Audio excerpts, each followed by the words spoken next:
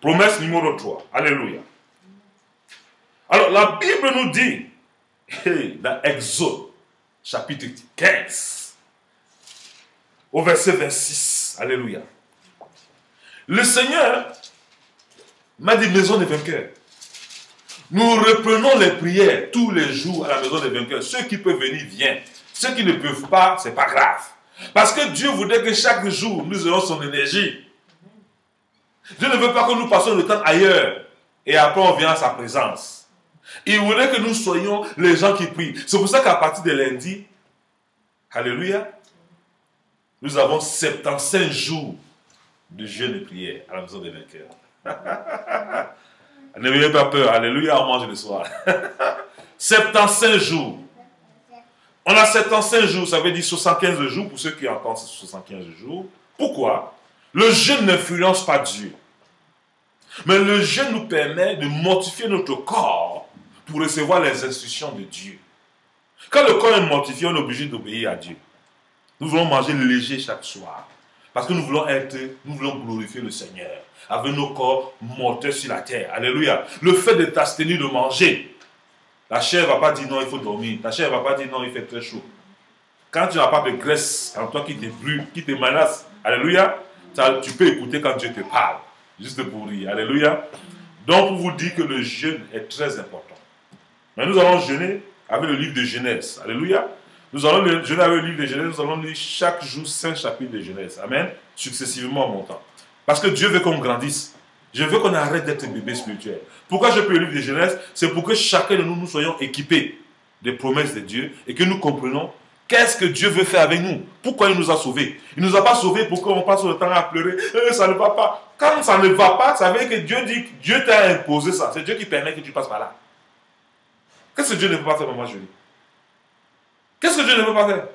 Si Dieu, dans le désert, a fait tomber la menthe, qu'est-ce qu'il ne peut pas faire dans où tu te trouves là? Le Dieu que nous servons est capable de te guérir. Le Dieu que nous servons est capable de changer ta condition. Le Dieu que nous servons est capable de te marier. Mais il ne veut pas que tu sois bébé pour te marier. Il faut que tu sois mature pour te marier. Ben, le mariage, c'est pour les gens matures, ce n'est pas pour les enfants.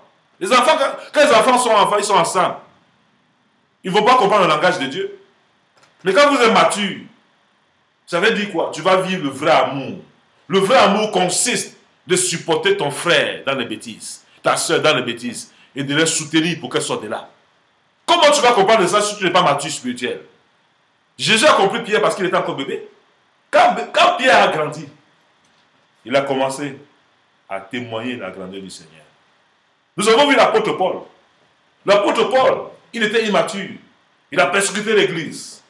Quand Jésus l'a rencontré face à face, l'apôtre Paul a changé sa destination pour la destination glorieuse. Il était capable de faire le temps, de vendre le temps, prendre l'argent du temps, louer la maison pour enseigner le peuple de Dieu.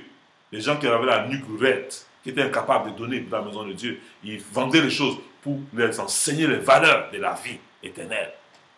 Et Dieu a permis qu'aujourd'hui nous parlons encore de l'apôtre Paul comme un exemple. Toi, on parle de toi comme un exemple comment? Tabitha dans la Bible, on parle de Tabitha. Pourquoi? Parce qu'elle habillait les hommes de Dieu. Vous avez vu ça dans la Bible? Alléluia. Elle faisait sa part de l'œuvre que Dieu avait donnée, c'était d'habiller, elle avait compris. Joseph de Marinaté était disciple secret de Jésus. Il ne se mettait pas dans la foule, il dit, je connais Jésus. Non, il avait Jésus dans son cœur. Nous avons vu ce qu'il a fait en secret. Qu'est-ce qu'il donnait à Jésus? Quand Jésus faisait tous ses voyages, vous croyez qu'il faisait avec quoi? Qui le louait, qui achetait l'âne pour lui, qui prenait ceci? Il y avait les disciples secrets qui le faisaient en secret. Parce que la Bible dit que ce que ta main gauche donne, que ta main droite ne sache pas. Mais aujourd'hui, quand tu es bébé spirituel, c'est que tu donnes, il faut triompher, il faut chanter dans les toitures. Tu es bébé spirituel. Alléluia. Maman Julie, quelqu'un te donne un pas, il va raconter dans tout Bruxelles, il donne un pas à maman Julie, mais le bébé spirituel, il ne sait pas ce qu'il dit. Alléluia. Je bénis le nom du Seigneur pour votre vie, parce que votre vie ne sera plus jamais la même à la sortie de la maison des vainqueurs. Votre façon de comprendre l'œuvre de Dieu va changer radicalement. En fait, on échoue dans l'œuvre de Dieu, on échoue dans notre vie parce qu'on ne sait pas à quoi nous sommes appelés. Nous sommes appelés à témoigner le Seigneur dans tout ce que nous vivons. À quoi sert donc que Dieu te marie quand tu n'es pas mature, tu vas te détruire. Vous voyez un enfant, vous l'achetez une voiture, elle n'a même pas eu le temps de passer son permis. Mais la voiture là va la tuer. C'est vous qui avez tué cet enfant. Je ne peux pas marier les bébés spirituels parce que c'est pour les détruire. Je ne peux pas répondre à quelqu'un qui m'attaque parce qu'il ne sait pas ce qu'il fait. Je dis, Seigneur, pardonne le cas, il ne sait pas ce qu'il fait. C'est Dieu qui m'a permis de comprendre ça parce qu'il m'a dit, tu es devenu mature, je peux compter sur toi. Dieu peut faire que je marche en Europe à pied. Ça ne veut pas dire Dieu m'a abandonné. Ça veut dire Dieu me teste pour savoir si je l'adore pour le matériel ou bien si je l'adore en esprit, en vérité. Dieu peut faire que j'ai une chaussure qui dit Alléluia dans toute l'Europe. Pour voir, pour me tester. Il est capable de faire ça. Il est capable. Il est aussi capable de donner des milliers de paires de chaussures s'il veut. Qui ne dit pas Alléluia.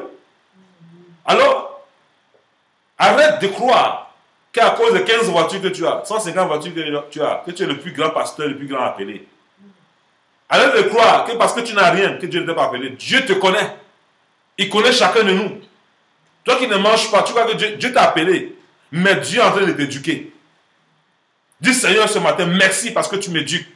Pour que je sois un ustensile puissant entre tes mains. Pour que tu puisses te glorifier. Seigneur, je te bénis ce matin. Parce que les héros endormis, tu vas les réveiller au travers de ce message. Car tu as mis quelque chose en eux que le diable veut faire taire. Mais toi, tu es le restaurateur des brèches. Tu es le restaurateur des vies. Tu es celui qui donne la vie là où il n'y en a pas. Tu es quelqu'un qui est capable de changer les ossements humains aux êtres humains. Tu es capable de changer l'histoire. Oh, d'une prostituée à une première dame du monde. Tu es capable. Alors, qu'on arrête de promener les regards inquiets. Mais qu'on marche dans les promesses divines. Quatrième promesse divine. Nous avons lu la troisième promesse divine dans Exode 15, verset 26. On n'a pas encore lu. Bon, excusez-moi, nous revenons à la troisième promesse, qui est dans Exode 15, verset 26. Il dit, si tu écoutes attentivement la voix de l'Éternel ton Dieu, si tu fais ce qui est droit à ses yeux, si tu prêtes l'oreille à ses commandements, et si tu observes toutes ses lois, je ne te frapperai d'aucune des maladies dont j'ai frappé les Égyptiens, car je suis l'Éternel qui te guérit. Alléluia. Dieu te dit ce matin, c'est lui qui est l'auteur de la maladie. Et c'est lui qui est capable de te guérir de ces maladies. Alors la maladie est venue quand? La première fois, en Égypte.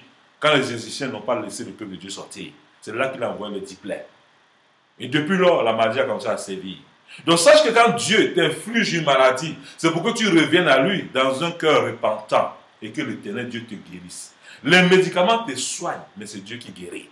Donc tu t'attaches dans cette parole. Tu dis Seigneur, chaque jour, si tu vis dans une maladie, prends Exode 15, verset 26, sur la guérison, sur les promesses de ta propre vie. Commence à vivre ces paroles. J'ai un témoignage par rapport à ces paroles. En 95 au Cameroun, je souffrais constamment d'une maladie qu'on appelle malaria, qui s'appelle, d'autres personnes appellent le palu. Je prenais les médicaments, j'étais toujours malade. Alors lorsque je méditais la parole, que je suis arrivé à Exode 15, verset 26, j'ai bien pris la parole, j'ai lu, j'ai dit, il dit, si tu écoutes attentivement la voix de l'Éternel ton Dieu, si tu fais ce qui est droit à ses yeux, si tu prêtes l'oreille à ses commandements, et si tu observes toutes ses lois, je ne te frapperai d'aucune maladie dont j'ai frappé les Égyptiens, car je suis l'Éternel qui te guérit. J'ai dit, Seigneur, donc c'est toi qui m'as frappé de cette maladie. Qu'est-ce que j'ai fait? Il dit, non, en moi, il y a restauration, il y a guérison. Donc invoque-moi, je te guéris. Il dit, ah bon Seigneur? Il dit, ok, moi je te suis. Tu m'as dit, si je tombe, que je me répande. Chaque jour, j'examine ma vie et je demande pardon, ou j'ai offensé sans savoir. Donc, tu es l'Éternel Dieu qui me guérit. J'ai mis ma main sur ma tête. J'ai refusé la maladie dans mon corps. Le soir qu'elle dormait, mon corps était comme si je devais mourir. Il dit, Seigneur, de toutes les façons, si je meurs, je vais au ciel. Si je vis, c'est pour te glorifier. Donc, je crois que je vivrai. J'ai rencontré tes merveilles partout où j'irai. Depuis lors, je n'ai plus jamais fait ce genre de maladie, ces crises. J'ai commencé à bien me porter. Alléluia. J'ai expérimenté personnellement une guérison dans mon cœur et dans ma vie. J'ai marché avec. Depuis 95 jusqu'à maintenant, je n'ai jamais eu le palu chaque jour comme j'avais ça. Je prenais les médicaments. Tout le temps. J'avais les yeux rouges, fatigué. Je travaille beaucoup. Je dis, mais je passe mon temps à dormir, vous dites, je suis fatigué. Je prends les fortifiants, je prends les vitamines, rien. Mais quand j'ai pris cette écriture, la promesse a marché pour votre papa, docteur Bruno. Ça va marcher pour toi au nom de Jésus. Toi qui m'écoutes, qu'importe la maladie que tu as, ce matin, dis, cette promesse, c'est pour moi. Attache-toi à cette promesse et tu verras que Dieu ne choue jamais.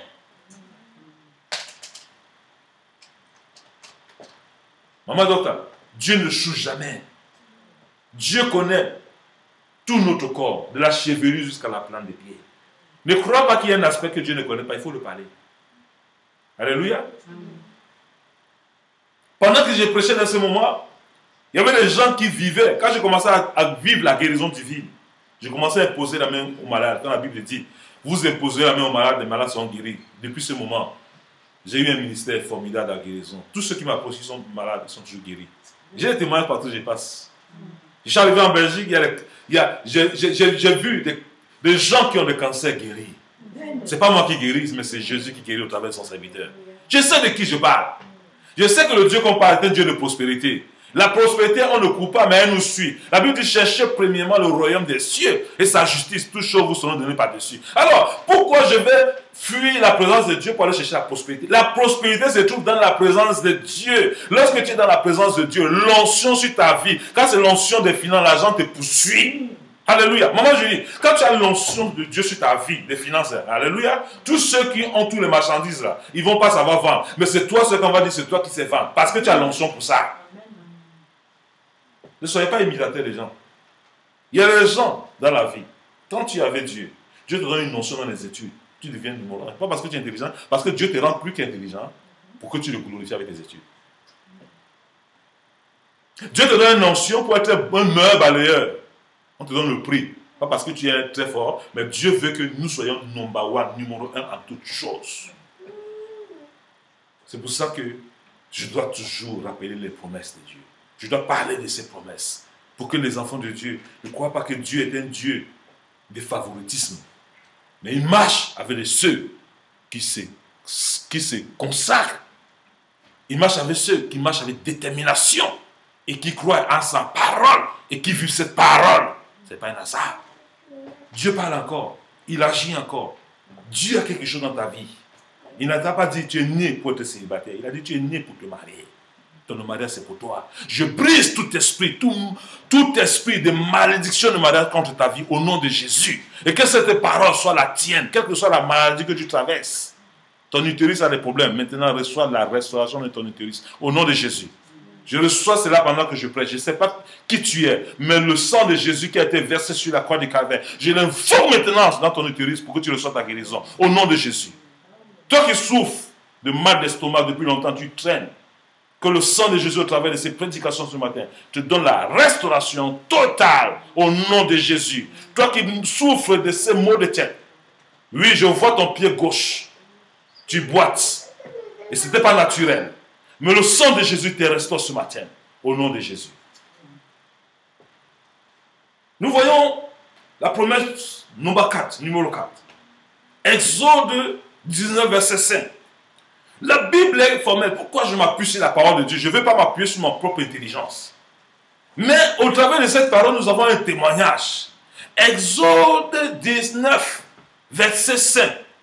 Maintenant, si vous écoutez ma voix, et si vous gardez mon alliance, vous m'appartiendrez entre tous les peuples, car toute la terre est à moi. Hey. Maman Julie, Dieu dit que si tu t'attaches à partir d'aujourd'hui à écouter sa voix, si tu écoutes la voix de Dieu chaque jour, hey, et que tu gardes son alliance, tu vas l'appartenir partout où tu te trouves. Tu es en Chine, tu appartiens à Dieu. Tu es aux États-Unis, tu appartiens à Dieu. Tu es en Afrique, tu appartiens à Dieu. Tu es en Europe, tu appartiens à Dieu. Donc dans tous les continents, tu appartiens à Dieu. De qui aurais-je crainte? De qui tu vas avoir peur? Dieu sera toujours ta lumière. Et les ténèbres de ta vie vont disparaître. Les ténèbres vont disparaître. Vous savez, quand vous n'êtes pas proche de Dieu, vous ne connaissez pas toutes les promesses de Dieu. Je suis en train de travailler sur les thèmes des promesses. Tout ce moment, quand nous allons commencer à lire le livre de Genèse, tout ça, nous allons travailler sur les promesses. Les promesses sont très importantes. Quand tu ne connais pas ce que Dieu t'a légué, le diable va te tromper. Dieu t'a légué une autorité. Dieu t'a légué des promesses que tu dois vivre une victoire avec cette promesse. Cette promesse, tu dois les attacher à ton cœur. La Bible est claire. Il dit dans Exode 19, verset 7. Maintenant, si vous écoutez ma voix et si vous gardez mon alliance, vous m'appartiendrez entre tous les peuples. J'ai dit, mon fils, qu'importe où tu te trouves, tu appartiens à Dieu. Tu es au milieu des mercenaires. Dieu va te faire sortir de ces mercenaires triomphants. Tu es au milieu des prostituées. Dieu va te faire sortir de ce milieu de prostituées triomphant. Dieu ne t'a pas envoyé de juger les gens, mais Dieu t'a envoyé d'être la lumière là où il y a les ténèbres. Les ténèbres, c'est quoi? Tu es au milieu des gens qui vivent dans le péché. Qu'ils regardent ton exemple et qu'ils te suivent. Car tu étais une lumière pour eux, au nom de Jésus. C'est pour ça que l'apôtre Paul pouvait dire, parmi les païens, je me suis comporté comme pour les païens, pour gagner les païens. Toi, tu joues le spirituel. Ceux qui jouent comment on appelle ça même? Le super spirituel. C'est le bébé spirituel. Tu n'as pas besoin de prouver à quelqu'un que tu es spirituel. Tu le prouves par tes actes, par ton attitude. Ton approche vis-à-vis des gens déterminera ta relation et tes compétences avec le Seigneur. Au nom de Jésus. Amen. Alors nous voyons ici qu'il est question d'une destinée, d'une vie, et que nous devons la prendre au sérieux. Cette vie que nous vivons en Dieu, c'est une vie que nous devons prendre au sérieux.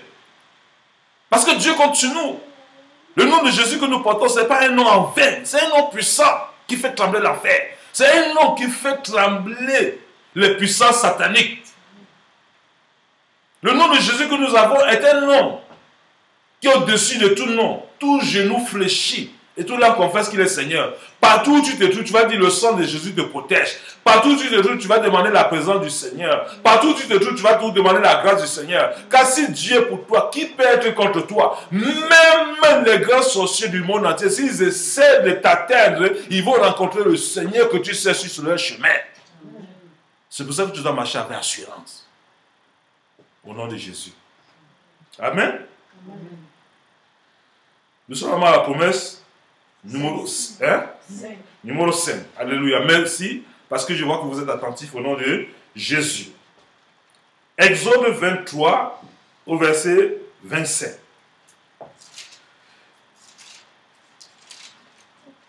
Vous servirez l'Éternel, votre Dieu, et il bénira votre pain et vos eaux.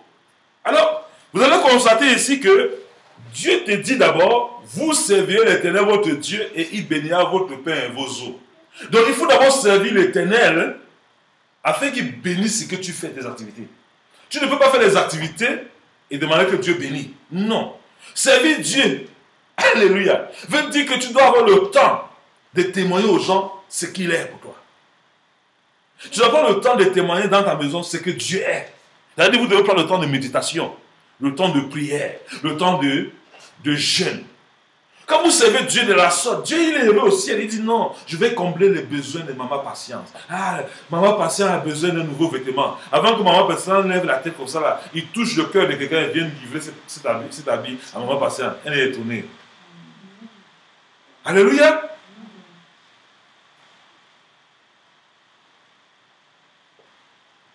Les choses de Dieu ne s'expliquent pas, mais elles se vivent.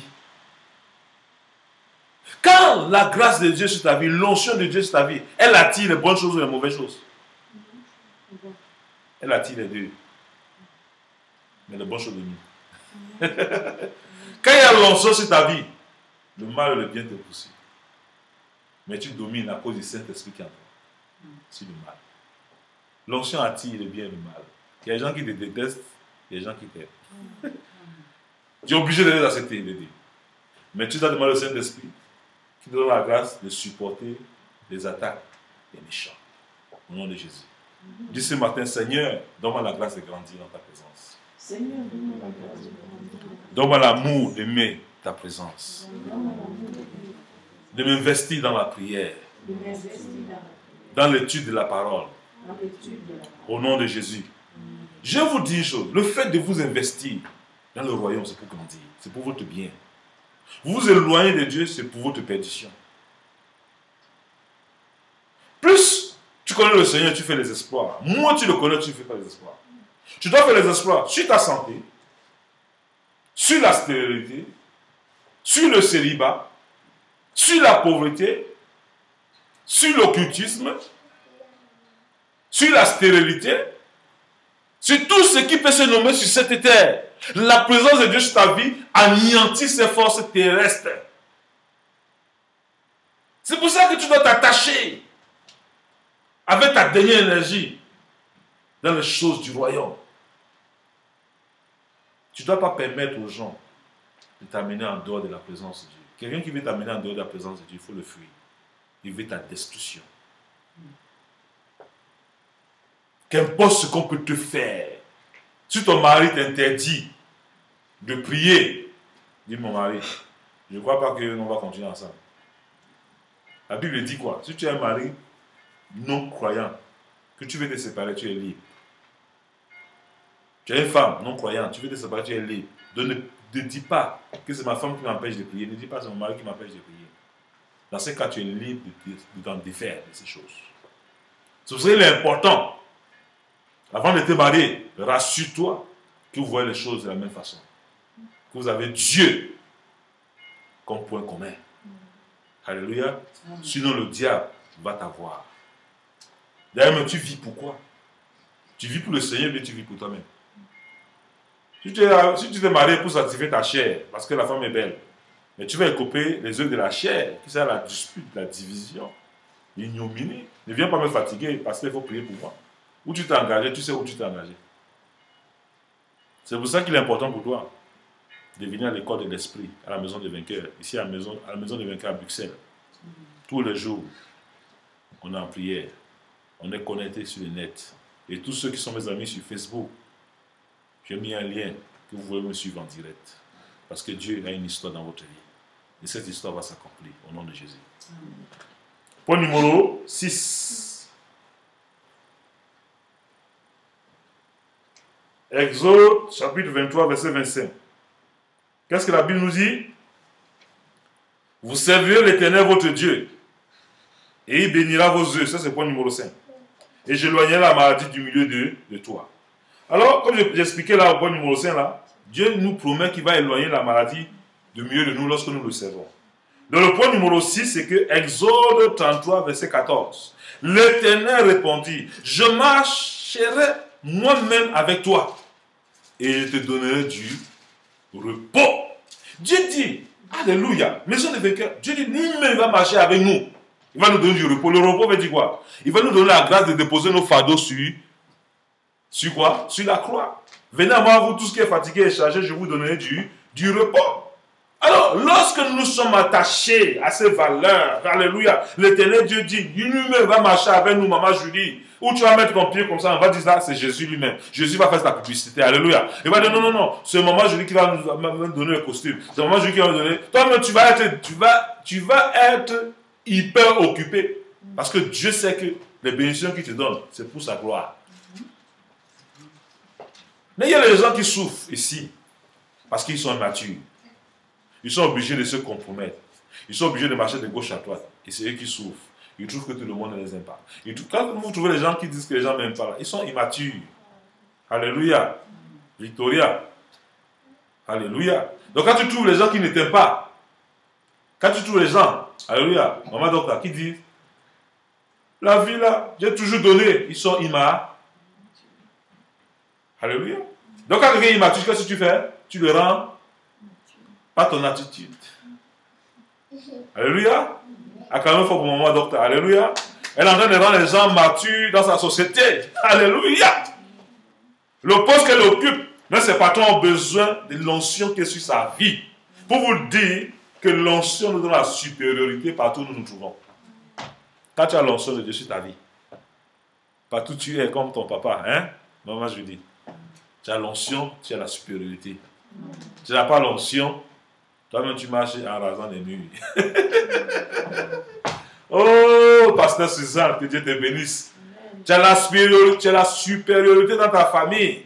Lorsque le nom du Seigneur est mentionné dans ta vie, on n'impose pas sa supériorité par l'argent. On n'impose pas sa supériorité par ses paroles. On l'impose par l'onction qui est sur notre vie. Et l'onction qui est sur notre vie, c'est de ne pas répondre les répliques parce qu'on nous dit.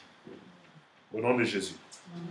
Donc le point numéro 7, pour finir ce matin, Exode 33, verset 22. Quand ma gloire passera, je te mettrai dans un creux du rocher et je te couvrirai de ma main jusqu'à ce que j'ai passé. Alors, cette promesse, c'est quoi? C'est pour dire quoi? Quand le mal va chercher à venir t'attendre, Dieu sera toujours avec toi et sa main te protégera de tout mal. Parole du Seigneur ce matin au nom de